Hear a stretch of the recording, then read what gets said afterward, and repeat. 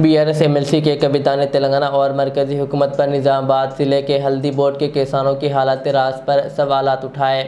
उन्होंने कहा कि तेलंगाना हुकूमत निज़ामाबाद के किसानों की तहरीक को नज़रअंदाज कर रही है और निज़ामाबाद के एमपी डी अरविंद भी किसानों के मसाइल पर तवज्जो नहीं दे रहे हैं। कविता ने मरकजी वजीर बंडी संजय कुमार से भी सवाल किया कि उन्होंने नेशनल हल्दी बोर्ड के क़याम के वक्त हल्दी के दाम बढ़ाने का वादा किया था, लेकिन तेलंगाना के हल्दी किसानों को अभी तक कोई मदद नहीं मिली। उन्होंने कांग्रेस हुकूमत पर भी तनकीद की कि जब तेलंगाना असम्बली इंतखाबात के दौरान राहुल गांधी और वज़ीर आला रेवंत रेड्डी ने हल्दी के किसानों से 15,000 रुपये फ़ी मन ख़रीदने का वादा किया था, लेकिन अब हल्दी की कीमत 9,000 रुपये फ़ी मन भी नहीं पहुँच पाई। कविता ने तेलंगाना हुकूमत से दरख्वास्त की है कि वह हल्दी 15,000 रुपये फ़ी मन ख़रीदे और मरकज़ी हुकूमत से हल्दी के किसानों की मदद के लिए इक़दामात करने की अपील की। नेशनल हल्दी बोर्ड को 14 जनवरी को निज़ामाबाद में इफ्तिताह किया गया था, जिसका मकसद हल्दी के किसानों की मदद और मार्केट तक बेहतर रसाई फराहम करना है। जय तेलंगाना। ఇవాళ నిజామాబాద్లో పసుపు రైతులు ఉద్యమిస్తున్నటువంటి తీరుని మనం గమనించడం జరిగింది. మొన్న మిర్చి రైతులు అదే తీరుగా ఉద్యమించారు.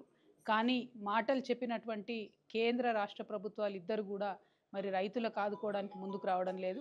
నిజామాబాద్లో పసుపు రైతులకు 15,000 మద్దతు ధర ఇస్తామని చెప్పి కాంగ్రెస్ పార్టీ అధ్యక్షుడిగా ఉన్నప్పుడు ఇప్పటి ముఖ్యమంత్రి గారు రేవంత్ రెడ్డి గారు మాట ఇచ్చి ఉన్నారు. అదే మాట గౌరవనీయులు రాహుల్ గాంధీ గారు కూడా చెప్తున్నారు. కానీ పసుపుకు ఇప్పుడు కనీసం 11,000, 9,000 కూడా రానటువంటి పరిస్థితులలో ప్రభుత్వం ముందుకొచ్చి మా నిజామాబాద్ పసుపు రైతుల్ని ఆదుకోకపోవడం అన్నది కేవలం రైతుల్ని నయవంచన చేయడమే, మోసం చేయడమే. కాబట్టి తక్షణమే రాష్ట్ర ప్రభుత్వం ముందుకొచ్చి పసుపు పంటను కొనుగోలు చేయాలని చెప్పి కనీసం 15,000 రూపాయలు మద్దతు ధర ఇవ్వాలని చెప్పి నేను డిమాండ్ చేస్తూ ఉన్నాను.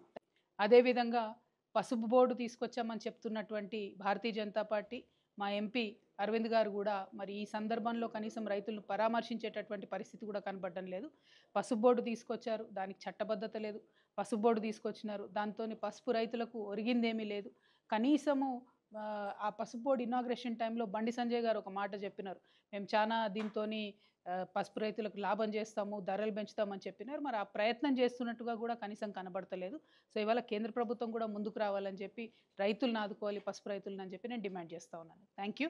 జై Telangana. Modern trends readymade men's wear collection पेश करते हैं आपके लिए आला अक़साम व मियारी मलबूसात। हमारे यहाँ formal party wear jeans, T shirt और ट्रैक पैंट्स के वसी वैरायटीज दस्तयाब है।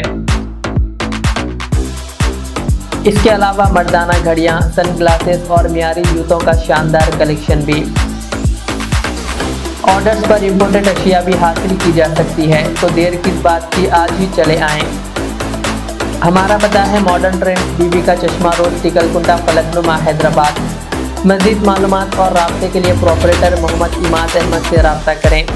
9959541435।